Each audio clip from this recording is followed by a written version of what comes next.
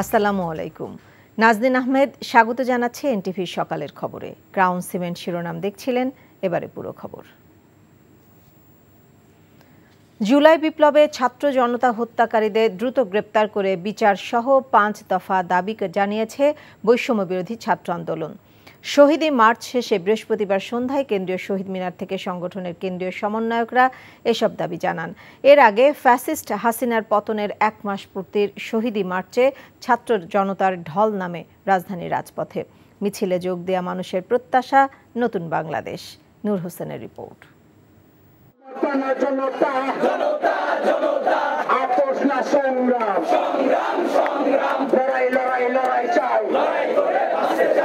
বৈষম্য বিরোধী ছাত্র আন্দোলনের আহ্বানে সাড়া দিয়ে নির্ধারিত সময়ের আগেই ঢাকা বিশ্ববিদ্যালয় রাজু ভাস্কর্যের পাদদেশে মিছিল নিয়ে হাজির হয় হাজারো ছাত্র জনতা। লাল সবুজের পতাকা নিয়ে বিশ্ববিদ্যালয় এলাকা থেকে শুরু হয়ে মিছিল যতদূর এগিয়েছে ততই শহীদী মার্চে যুক্ত হয়েছে ছাত্র জনতার নতুন বহর। বৈষম্য বিরোধী ছাত্র আন্দোলন ঘিরে সংঘটিত গণহত্যার বিচারের দাবিতে প্ল্যাকার্ড হাতে মিছিলে উপস্থিত ছাত্র জনতার প্রত্যাশা বৈষম্যহীন এক নতুন বাংলাদেশ।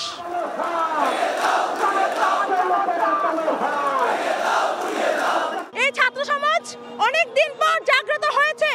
এই ছাত্র সমাজ আর কোনোদিনও ঘুমাবে না। আমরা অবশ্যই একটা নতুন বাংলাদেশ চাচ্ছি। শহীদদের স্মরণে মিছিলটি জুলাই বিপ্লবের সাক্ষী সায়েন্স ল্যাব, ধানমন্ডি, কলাবাগান এলাকা পাড়ি দিয়ে পৌঁছে যায় শেখ হাসিনা পতনের 1 দফা ঘোষণার কেন্দ্র কেন্দ্রীয় শহীদ মিনারে।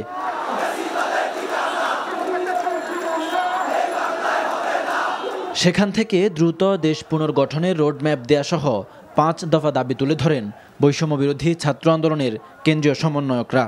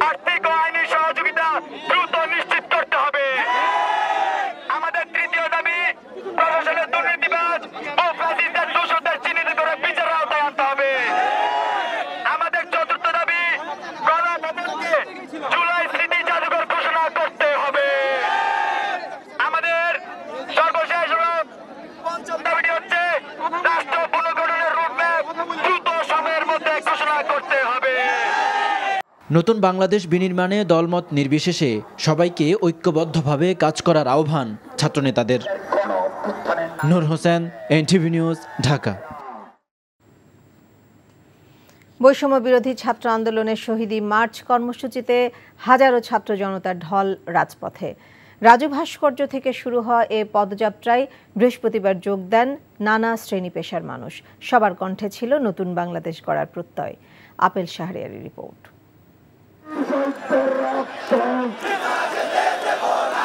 হাজারো ছাত্র জনতার অংশগ্রহণে জনসমুদ্রে পরিণত হয় ঢাকার রাজপথ। স্বৈরাচার শেখ হাসিনার পদত্যাগের 1 মাস পূর্তি ও গণ অভ্যুত্থানে শহীদ হওয়া মানুষজনের স্মরণে শহীদী মার্চ কর্মসূচি শুরু হয় ঢাকা বিশ্ববিদ্যালয় রাজু ভাস্কর্য থেকে।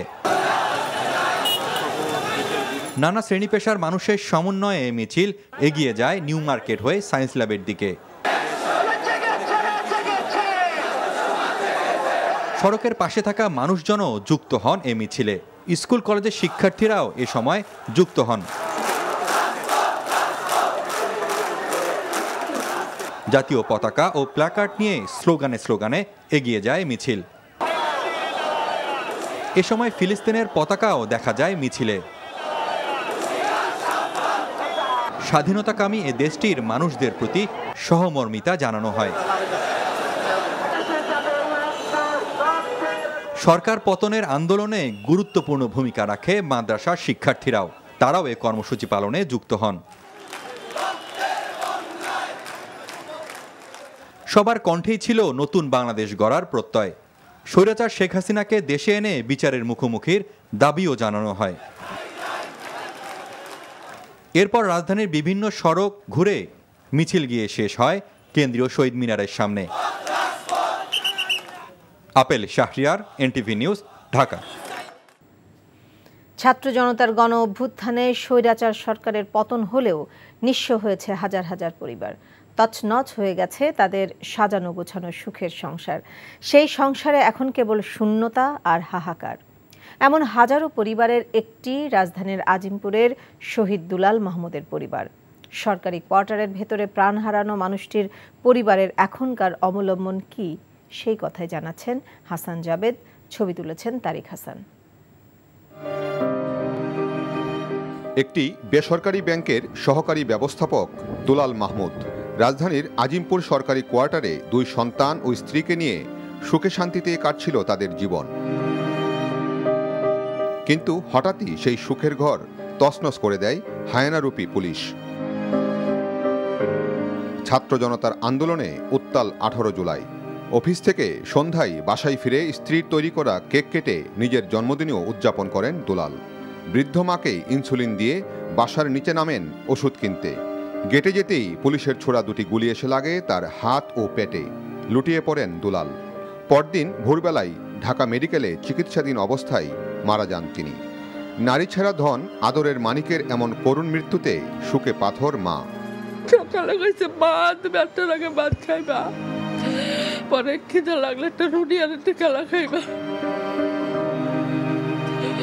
অনেক কিছু করছে, অনেক বলার মতো না।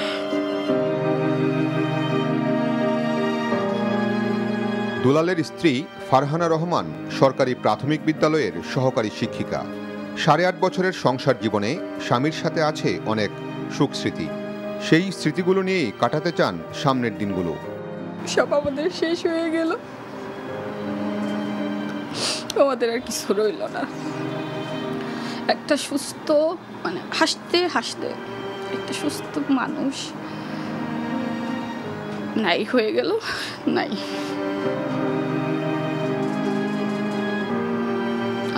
আমার সাজানো সংসার এক মুহূর্তেই সব শেষ হয়ে গেছে আমার। নিহত দুলালের অবুঝ 2টি শিশুও বুঝেছে যে তাদের বাবা আর ফিরে আসবে না। পিতৃহারা শিশু 2টি এখন খুঁজে ফিরে বাবার আদর, সুহাগ ও ভালোবাসা। বাবাকে ভালোবাসার চিঠিও লেখেন ছেলে ফারাজ মাহমুদ। আমাকে নিয়ে বাবা অনেক খেলতো। আমার যে ব্যাটটা রেখে গেছে ওইটা আমার বাবা কিনে দিয়েছে, সেই জন্য ভাবি বাবা ওই ব্যাটটা নিয়ে আমাকে নিয়ে খেলতেছে। আমি ভাবি বাবা ওখানে বসে টেবিলে বসে ভাত খাচ্ছে আর আমাদের বিছানায় ঘুমাচ্ছে, আমরা 4 জন মিলে ঘুমাচ্ছি। প্রতিবেশীরাও দুলাল মাহমুদের মৃত্যুকে মেনে নিতে পারছেন না। বলছেন এমন ঘটনা যেন কোনো শত্রুর জীবনেও না ঘটে। খুবই খারাপ লাগছে। একটা মানুষ, উনি তো নিরীহ মানুষ, সাধারণ চাকরি করে, কোনো সাথেও নাই পাচেও নাই, তাই না? তো ওনার জন্য মনে পড়লে খারাপ লাগে। Hasan Jabed, NTV news, Dhaka. প্রধানমন্ত্রীর সরকারি বাসভবন গণভবনকে জুলাই গণ অভ্যুত্থানের স্মৃতি জাদুঘর করার সিদ্ধান্ত নিয়েছে অন্তর্বর্তী সরকার। বৃহস্পতিবার প্রধান উপদেষ্টার কার্যালয়ে উপদেষ্টা পরিষদের বৈঠকে এই সিদ্ধান্ত হয়। ফরেন সার্ভিস একাডেমিতে ব্রিফিংয়ে উপদেষ্টা আসিফ মাহমুদ সজীব ভুঁইয়া আরও জানান, গণভবন জনগণের জন্য উন্মুক্ত করে দেওয়া হবে। মইদুল ইসলামের রিপোর্ট। ছাত্র জনতার রক্তক্ষয়ী গণ অভ্যুত্থানে গত 5 আগস্ট শেখ হাসিনা দেশ ছেড়ে পালিয়ে গেলে গণমানুষ দখলে নেন প্রধানমন্ত্রীর সরকারি বাসভবন গণভবন। প্রধান উপদেষ্টা ডক্টর মোহাম্মদ ইউনূসের সভাপতিত্বে অনুষ্ঠিত বৈঠকে সিদ্ধান্ত হয় গণভবনকে গণমানুষের জন্য উন্মুক্ত করে দেওয়া হবে।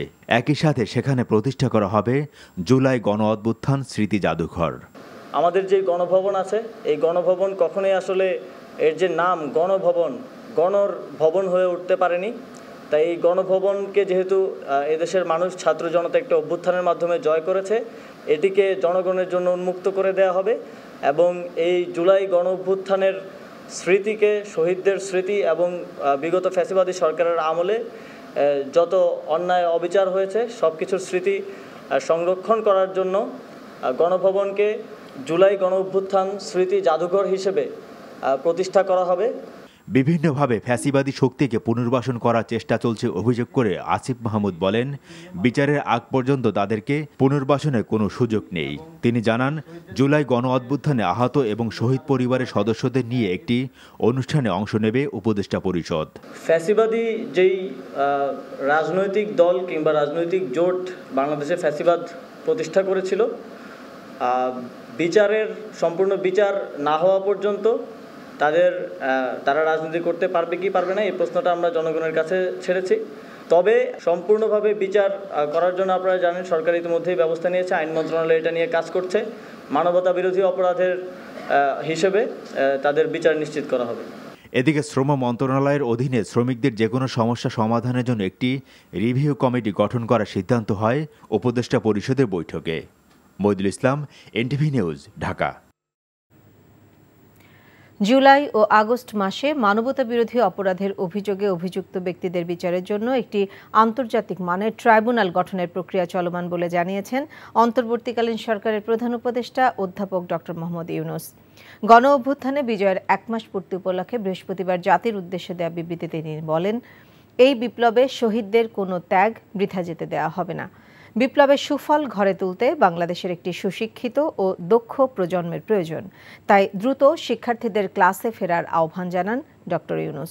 ছাত্র জনতার আন্দোলন ঠেকাতে যারা খুনের পথ বেছে নিয়েছিলেন তাদের দেশে প্রত্যার্পণ ও স্বৈরাচারের সময় দুর্নীতিবাজ ব্যক্তি, রাজনীতিবিদ ও আমলারা যে পরিমাণ অর্থ আত্মসাৎ করেছে তা দেশে ফিরিয়ে আনতে সরকার ইতোমধ্যে বিশেষজ্ঞ প্রতিষ্ঠানের সাথে আলোচনা শুরু করেছে বলে জানান তিনি।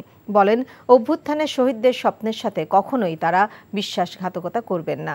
দুঃশাসন ও স্বৈরাচার দ্বারা সৃষ্ট ক্ষত পূরণ করাই এখন সবচেয়ে বড় চ্যালেঞ্জ, আর এগুলো মোকাবেলায় একতা ও সমন্বয় সবচেয়ে বেশি প্রয়োজন বলেও উল্লেখ করেন ডক্টর ইউনূস।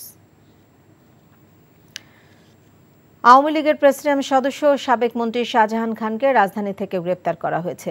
বৃহস্পতিবার মধ্যরাতে গোপন সূত্রে খবর পেয়ে যৌথ বাহিনীর এক অভিযানে ধানমন্ডি থেকে তাকে গ্রেপ্তার করা হয়। তবে কোন মামলায় তাকে গ্রেপ্তার করা হয়েছে সেটি জানা যায়নি। তার বিরুদ্ধে পরিবহন সেক্টরে চাঁদাবাজি ও নৈরাজ্য সৃষ্টির অভিযোগ রয়েছে। শাহজাহান খান ও তার ভাই, ছেলে সহ পরিবারের অন্যান্য সদস্যদের বিরুদ্ধেও জ্ঞাত আয় বহির্ভূত বিপুল সম্পত্তি তথ্য রয়েছে। এর আগে অনিয়ম, দুর্নীতি, অবৈধ সম্পদ অর্জনের অভিযোগে শাহজাহান খান সহ 5 মন্ত্রী, এমপির বিরুদ্ধে অনুসন্ধান করেন দুর্নীতি দমন কমিশন। গত 20 আগস্ট এ সংক্রান্ত অনুমোদন দেয় দুদক। নদী ভাঙে, সাথে ভাঙে শেষ ঠিকানা। স্মরণকালের ভয়ানক বন্যায় ছোট ফেনী নদীর পাড় ভেঙে তলিয়ে গেছে সোনাগাজীর চর মজলিশপুর ইউনিয়নের কাটাখিলা গ্রামের বাড়িঘর। বসতভিটা হারাবার আতঙ্কে গ্রামবাসী। দ্রুত ভাঙন ঠেকানো না গেলে বাস্তুহারা হবে অনেকে। রনি রায়হানের ছবিতে ফেনীর সোনাগাজীর প্রত্যন্ত গ্রামের খবর জানাচ্ছেন হাসান মাহমুদ। উজান থেকে হঠাৎ করে নেমে আসার ঢলে হুড়মুড় করে ছোট ফেনী নদী উপচে ভেঙে পড়ে সব কিছু। ঢলের তোড়ে ভেঙে পড়ে হুগলি খালের সাথে ছোট ফেনী নদীর সংযোগ স্থলটি। পানি নেমে গেলেও সেই ক্ষতচিহ্ন বয়ে বেড়াচ্ছে চর মজলিশপুর ইউনিয়নের কাটাখালী গ্রামের মানুষ। নদীর ধারে গড়ে ওঠা অনেক বাড়িঘরও তলিয়ে গেছে নদীতে। আমাদের লালপোল থেকে শুরু করে এ পাশের যতগুলো পানি লালপোল গড়ায় আসছে, সম্পূর্ণ পানি কিন্তু এদিক দিয়ে গেছে, সম্পূর্ণ পানি এদিক দিয়ে গেছে। ঢলটা ওই পানি যদি এদিক দিয়ে না নামতো তাহলে তো মানুষ সবই ডুবে যেত। এখন এদিক দিয়ে যাওয়ার কারণে একদিন পানি গেছে, দ্বিতীয় দিন আমাদের এই জায়গাটা 1 ঘন্টার ব্যবধানে পুরা সাগর হয়ে গেছে। মানে এটা ভেঙে রাস্তাঘাট সবকিছু ভেঙে পানি উপর দিয়ে চড়ছে। ফেনীতে যে স্মরণকালের ভয়াবহ বন্যার ছোবল, তাতে জেলার সোনাগাজীর চর মজলিশপুর ইউনিয়নের কাটাখিলা গ্রামের ছোট ফেনী নদী পাড়ের মানুষ এখন নদী ভাঙনের আশঙ্কায়। যে কোনো সময় ভেঙে পড়তে পারে তাদের ভিটে মাটি। আতঙ্কে কাটে রাত দিন। এই পর্যন্ত নদী পুরি এখানে আসছে, আসে গাছ সব ভেঙে নদীতে পড়ে গেছে। আমাদের কাটাখিলা গ্রাম, কলিমুদ্দিন ভুঁইয়া বাড়ি এবং কি একটা স্কুল আছে, একটা মাদ্রাসা আছে, 2টা মসজিদ আছে। যে কোনো মুহূর্তে এটা যদি ব্যবস্থা না নেওয়া হয় সরকার, তাহলে আমরা যে কোনো মুহূর্তে আমরা সবাই এগুলো বিলীন হয়ে যাবে নদীর মধ্যে। আর খুচরা বস্তা হয়ে গেছে, আর খুচরা কোথায় যাবে জায়গা নাই। এই হচ্ছে নদীর ভাঙন এবং এই হচ্ছে ঘর।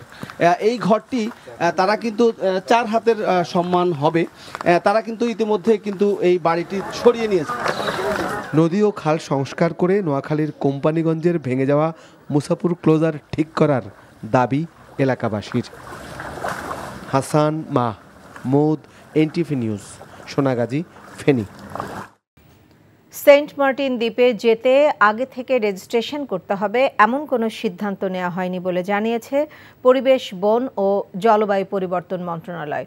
বৃহস্পতিবার মন্ত্রণালয়ে জারি করা বিজ্ঞপ্তিতে বলা হয়, সেন্ট মার্টিনে যেতে রেজিস্ট্রেশন করতে হবে বলে বিভিন্ন গণমাধ্যমে খবর প্রচারিত হচ্ছে। প্রকৃতপক্ষে বৃহস্পতিবার সেন্ট মার্টিন দ্বীপে সিঙ্গেল ইউজ প্লাস্টিক ব্যবহার বন্ধে একটি সেমিনার অনুষ্ঠিত হয়। সেমিনারে সেন্ট মার্টিন দ্বীপে যাবার জন্য রেজিস্ট্রেশন সিস্টেম চালুর প্রয়োজনীয়তার বিষয়টি আলোচিত হয়। তবে এ বিষয়ে পরিবেশ অধিদপ্তরের কোনো সিদ্ধান্ত ঘোষণা করা হয়নি।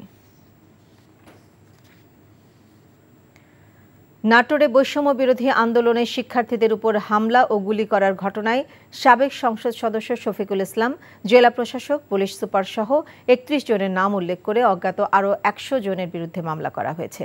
বৃহস্পতিবার বিকেলে গুলিবিদ্ধ শিক্ষার্থী ফরহাদ হাওলাদারের মা ফাতেমা বেগম সদর থানায় মামলাটি করেন। প্রথমে অপারগতা প্রকাশ করলেও শিক্ষার্থীদের বিক্ষোভের মুখে মামলা নিতে বাধ্য হয় পুলিশ।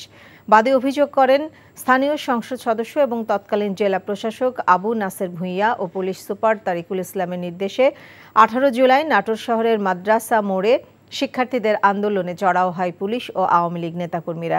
শিক্ষার্থীরা ছত্রভঙ্গ হয়ে একটি শোরুমে আশ্রয় নিলে সেখান থেকে ফরহাদকে বের করে গুলি করে পুলিশ। পরে স্থানীয় হাসপাতালে ভর্তি করা হয় তাকে।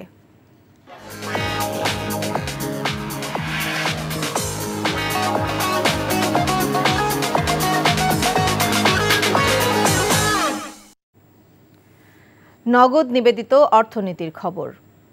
ইসলামী ব্যাংকের বিতরণ করা ঋণের অর্ধেকই এস আলমের পকেটে। ঋণের টাকা উদ্ধারে শুধু জামানত থাকা সম্পদই নয়, এস আলম ও পরিবারের সব সম্পদ জব্দ করা হবে বলে জানালেন ব্যাংকটির পর্ষদের নতুন চেয়ারম্যান ওবায়দুল্লাহ আল মাসুদ। বাংলাদেশ ব্যাংকের গভর্নরের সঙ্গে সাক্ষাতের পর এসব কথা বলেন তিনি। এস আলমের লুট করা টাকা উদ্ধারে এর মধ্যে আইন মন্ত্রণালয়ের সহায়তা চাওয়া হয়েছে।